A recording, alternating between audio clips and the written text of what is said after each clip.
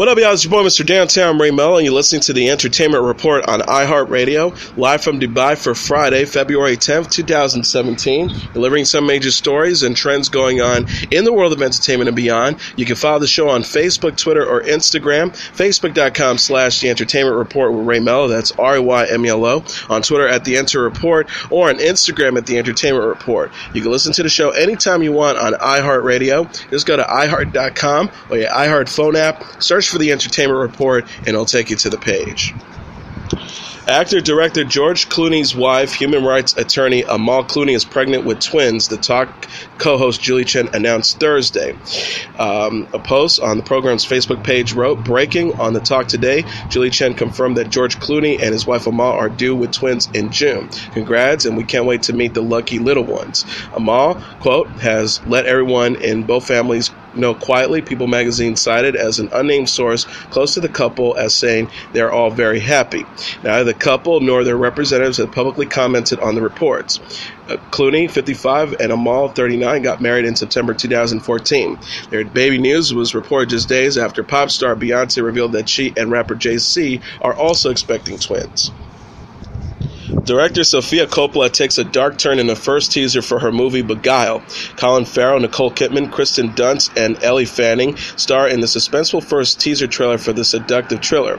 Farrell plays John McBurney, a wounded Union soldier who is taken in at an old girls' boarding school in Virginia.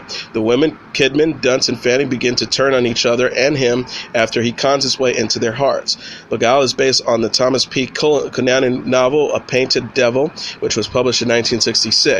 The book was previously adapted as a 1971 film starring Clint Eastwood, Geraldine Page, Elizabeth Hartman, and Joanne Harris. Coppola told Entertainment Weekly, "The main crux of this story is about the dynamics between a group of women all stuck together, and then also the power shifts between men and women. So for me, it's very universal, but it is in this exotic setting of the Southern gentility." She also added, "I haven't really done a genre film. It was fun to figure out how to approach that, but still kept the movie in my style and to have this kind of beautiful, dreamy world that I like, but with a plot." Coppola is known for such films as Lost in Translation and Marie Antoinette. Kidman will also star in the new HBO series Big Little Lies, while Dunst and Fanning are slated for Woodstock and A Storm in the Stars, respectively.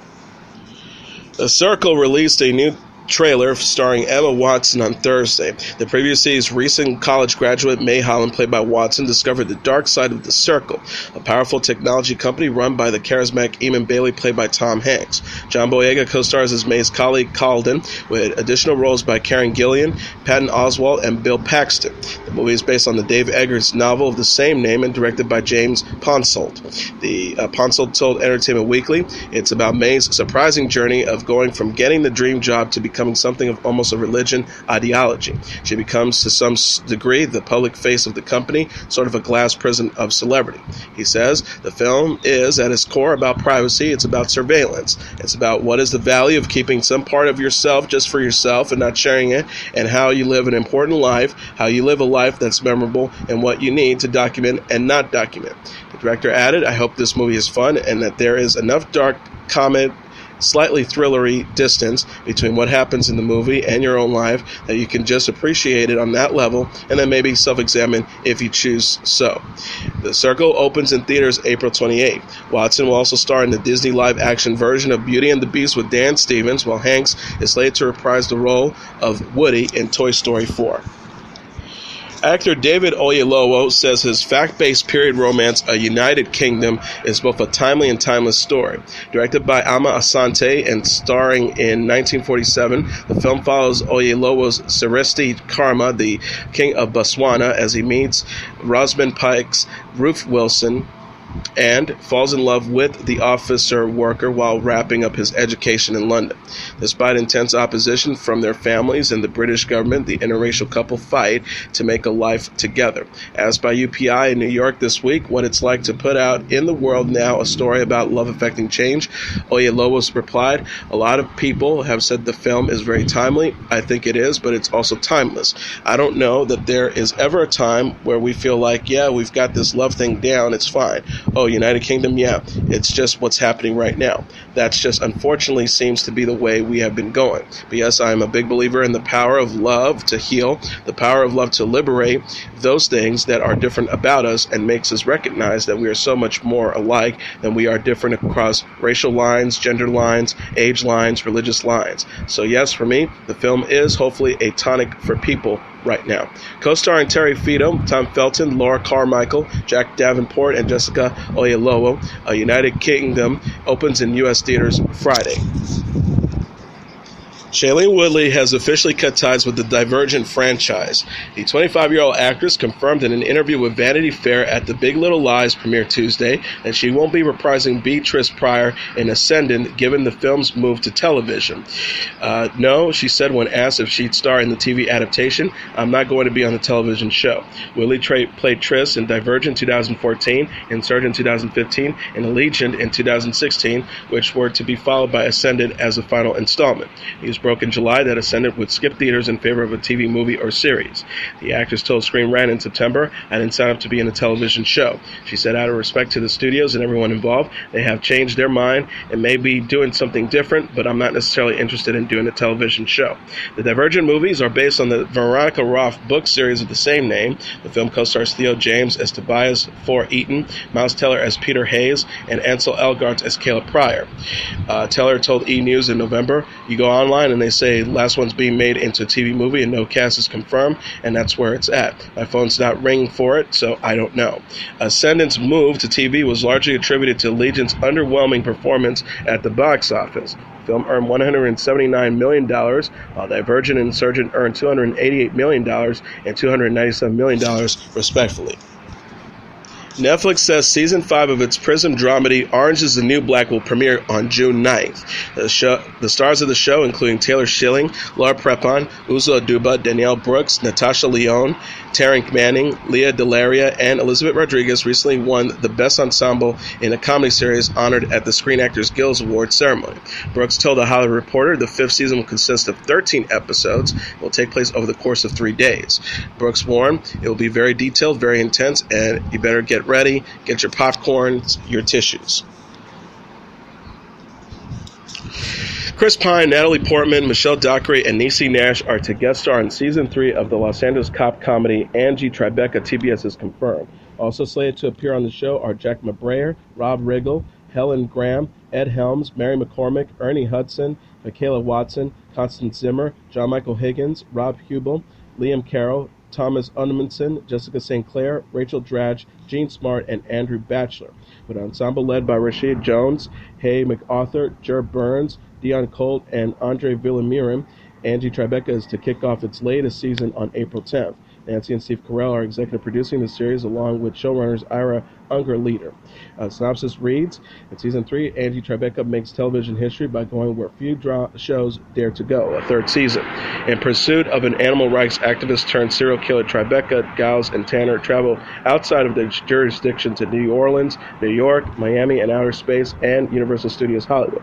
The season begins with the first episode and ends with the climactic last episode, barely stopping for episodes 2 through 9. If you like Angie Tribeca's second season, you may or may not like the third season, which tackles issues such as dating again after divorce, Burns' Lieutenant Atkins, gambling addiction, Vera Muellen's Dr. Schultz, and adjusting to life after amputation by a faulty Hey Blair Noah. One thing's for sure, Angie Tribeca's third season is shaping up to be among the top 3 seasons of the show so far. Star Wars Rogue One actor Diego Luna and former Mexican President Vicente Fox have been booked to appear on Conan Without Borders, made in Mexico. O'Brien tweeted Wednesday at Vicente Fox K, at Diego Luna, excited to talk with you in Mexico. Hope afterwards I'll be allowed back into the United States.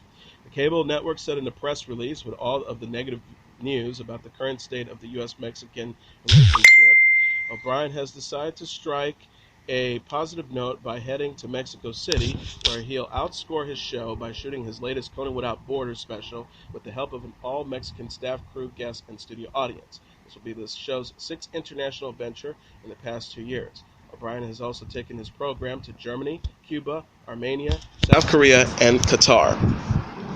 Comedian Kate McKinnon is to voice the character of Miss Frizzle in The Magic School Bus Rides Again, Netflix announced. Emmy Award-winning actress is best known for her work on the sketch comedy series Saturday Night Live and in the movie Ghostbusters.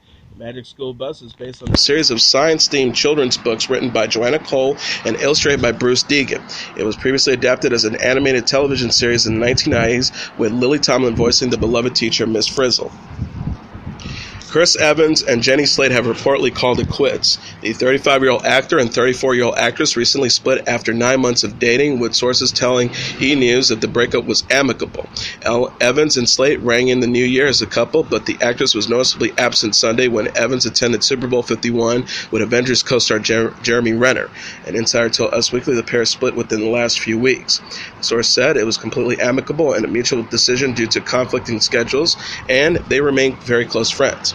Evans and Slate met on the set of the movie Gifted in October 2015 and made their red carpet debut as a couple at New York's premiere of The Secret Life of Pets in June. The actress couldn't help but gush about Evans at the event.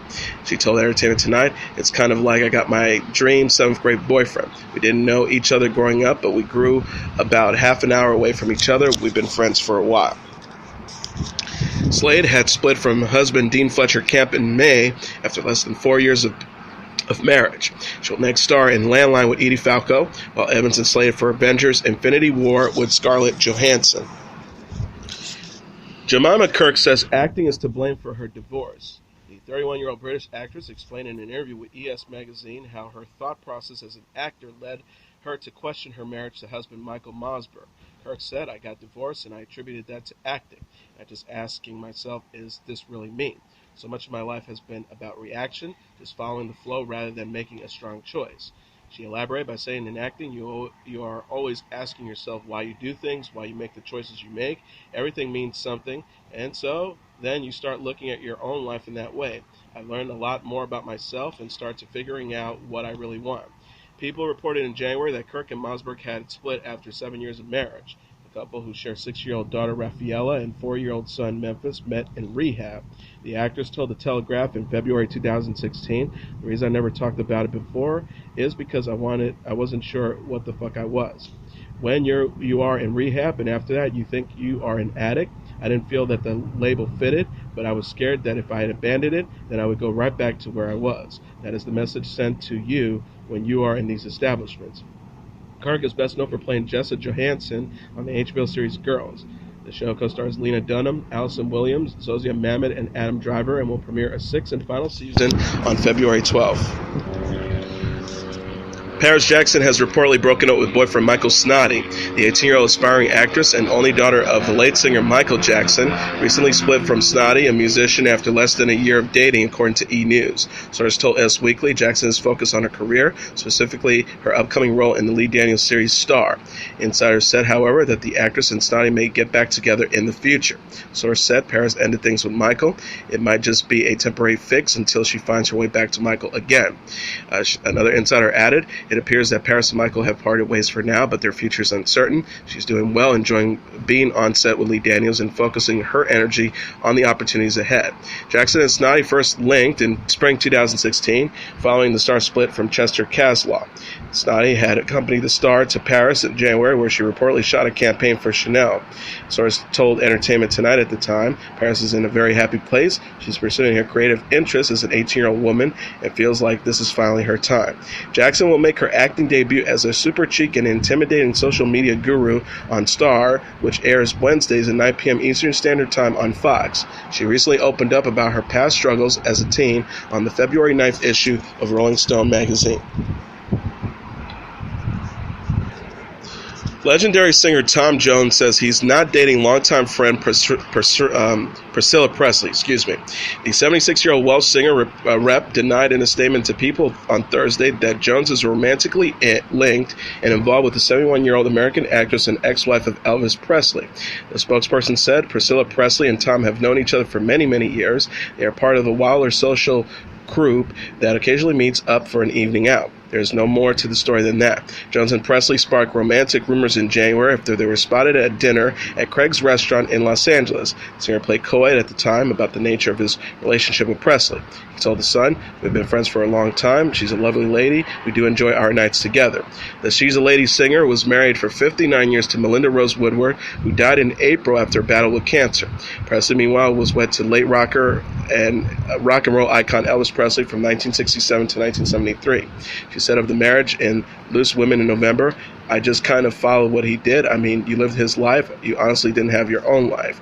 The actress admitted, "You really kind of lost yourself. It was lonely in that I didn't have any information on what was going on with my age group. I didn't really know what was going on in the scene." Tom Jones last released the album Long Lost Suitcase in 2015 and presently serves as a judge on The Voice UK. Presley will executive produce a new HBO documentary about Elvis Presley, slated to premiere in 2018. Ashley Graham is setting the record straight on her controversial Vogue cover. The 28-year-old model denied she purposely covered her thigh during her photo shoot with Kendall Jenner, Gigi Hadid, Liu Wen, Adua Abduba, Iman Hammond, and Victoria Soretti. She said Wednesday after posting the cover on Instagram, "I chose to pose like that. No one told me to do anything." Social media users had suggested that Graham was instructed to place her hand on her leg in an attempt to make her appear slimmer. Others pointed out that Hadid's arm looked photoshopped. One person wrote, "I find it so interesting that the one plus-size model they included in this picture is covering half of her own leg with her arm." Another added, "Hey Vogue, great job on including Ashley Graham on your cover, but did she really have to cover her thighs with her hands? Hashtag not so subtle body shame." Graham herself celebrated the cover, writing, "Dream come true, thank you," at Vogue magazine. She discussed the importance of size diversity in the accompanying interview. She says 67% of women in America wear a size 14 or larger. 67%. Maybe you could ignore those consumers before, but now, thanks to social media, they're making their voices heard, and what they want is to be visible.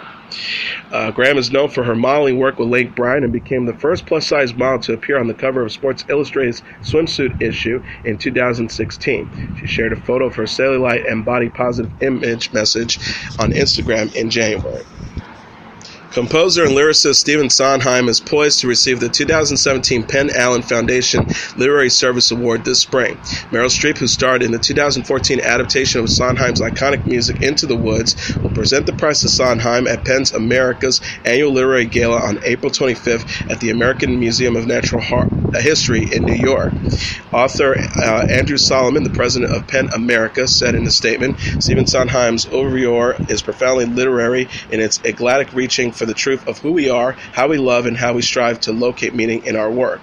He will be the first composer-lyricist to receive this award, which recognizes his nuanced insight into the human character. Support for a new generation of writers makes him a literary citizen of the first order. Sondheim is an 8-time Tony Award winner, known for his musicals A Funny Thing Happened on the Way to the Forum, A Little Night Music, Sweeney Todd, and Sunday in the Park with George. Justin Timberlake has detailed his experience in being a father and why he decided to leave boy band NSYNC earlier in his career.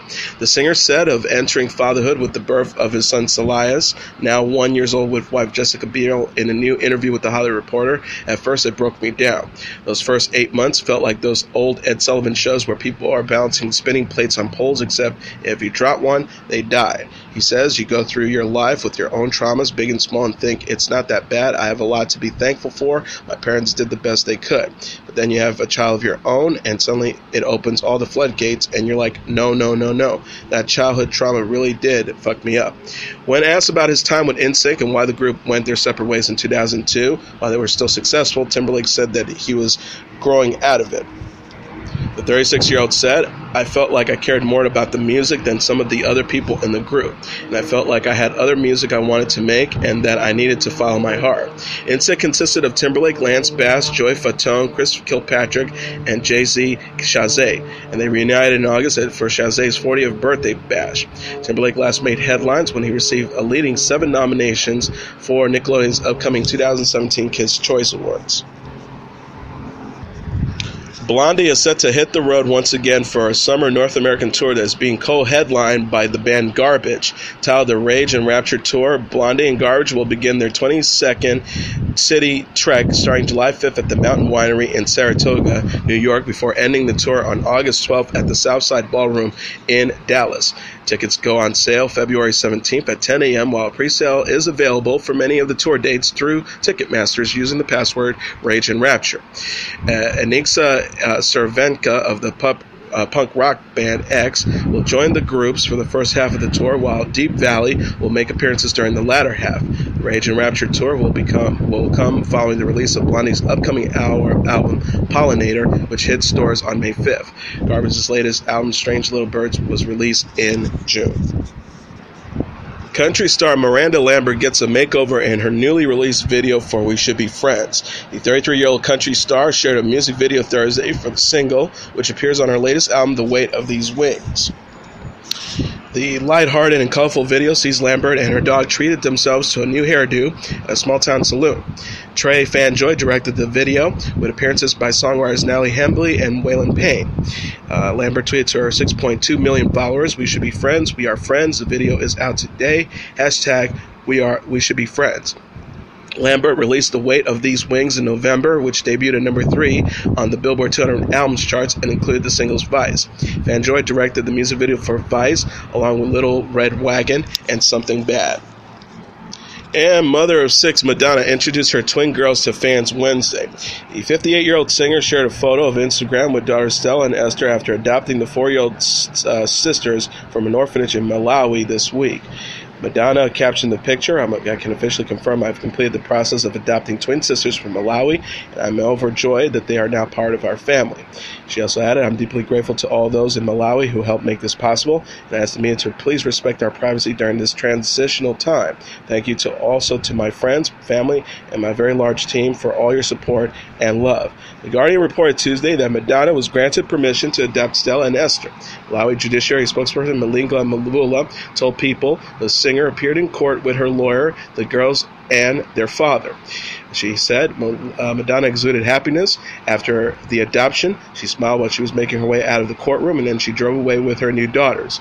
Sources told TMZ Madonna first appealed to adopt Stella and Esther on January 25th, and that the normally months-long process was accomplished in just 2 weeks. The process was reportedly expedited due to the star already having adopted from Malawi.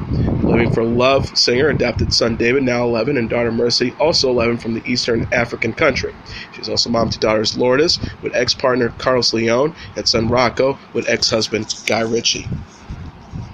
And now let's take a look at what happened on this date in entertainment history. On this date in 1972, Ziggy Stardust makes his earthly debut. It was one of those events that virtually nobody witnessed, yet but many wish they had. The concert at London's Toby Jug Pub on February 10, 1972, when the relatively minor rocker named David Bowie became the spaceman Ziggy Stardust. While it might be said of many such historic moments, like John Lennon meeting Paul McCartney at a backyard birthday party, or Elvis ad-libbing That's Alright Mama between takes at Sun Studios, their significance became clear only in hindsight, but there was at least one man who knew exactly where Ziggy's earthly debut would lead, David Bowie himself. David Bowie told Melody Maker less than 3 weeks and still 6 months prior to the release of the album The Rise and Fall of Ziggy Stardust and Aspires for Mars, "I'm going to be huge. And it's quite frankly in a way because I know that when I reach my peak and it's time for me to be brought down, it will be with a bump." That last bit may have been a case of Bowie's confusing his Ziggy persona with real life, but that was what put the act over in the first place. Any rock musician can put on a costume, but how many could have inhabited the identity of an androgynous Martian rock star coming to Earth in its dying days so convincingly, so effortlessly? Bowie has credited 2 men with serving as his inspiration for creating Ziggy Stardust.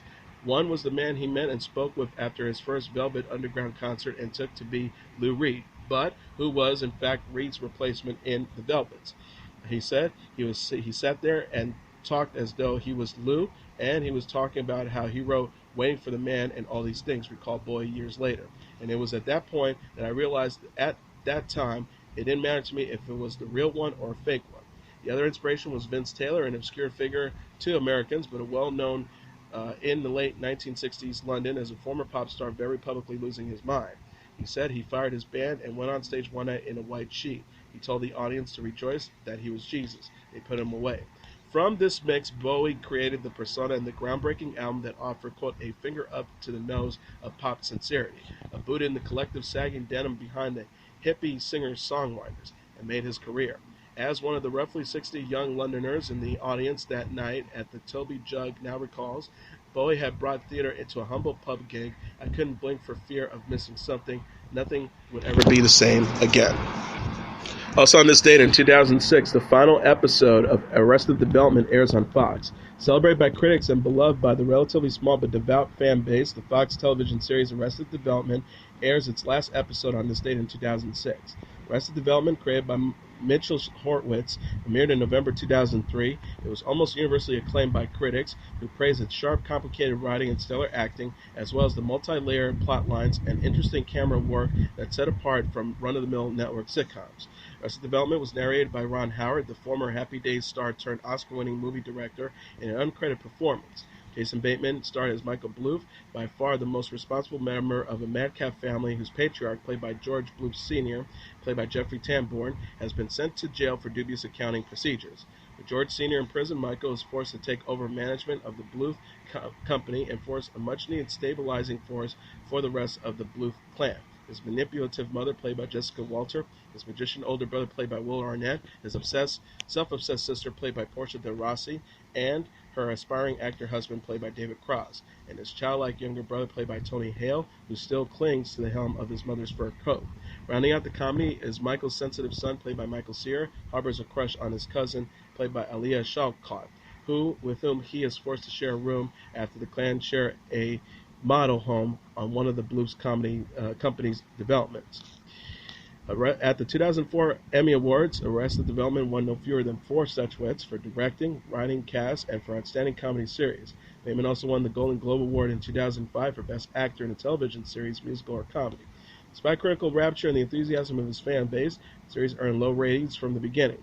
While Fox renewed Arrested Development for a second season, it shortened its run to only 18 episodes, a fact that was worked into the jokes on the show, along with jokes about its corporate sponsor, Burger King, and jokes about its much higher-rated Sunday night competition, ABC's Desperate Housewives. A few of the memorable guest stars during the show's 3-year run include Liza Minnelli, Julia Louis-Dreyfus, Henry Winkler, Scott Baio, and Charlize Theron. During its 3rd season, Arrested Development audiences averaged around 4 million viewers compared to 6 million during the previous season. With the threat of cancellation, however, rumors flew that Arrested Development might be picked up by HBO or Showtime, either of which might have been a better fit for its offbeat, often racy humor. References of these rumors were also worked into the script, and it's now seen on Netflix. And as your entertainment report for Friday, February 10th, 2017, I'm your host, Mr. Downtown Ray Melo. I'll be back on Monday to deliver some major stories and trends going on in the world of entertainment and beyond. You can follow the show on Facebook, Twitter, or Instagram. Facebook.com/The Entertainment Report with Ray Melo. That's RAYMELO. On Twitter at The Enter Report, or on Instagram at The Entertainment Report. You can listen to this episode or any previous episodes of The Entertainment Report anytime you want on iHeartRadio. Just go to iHeart.com or your iHeart phone app, search for The Entertainment Report, and it'll take you to the page. Everyone have a great weekend. Good night, and God bless you all.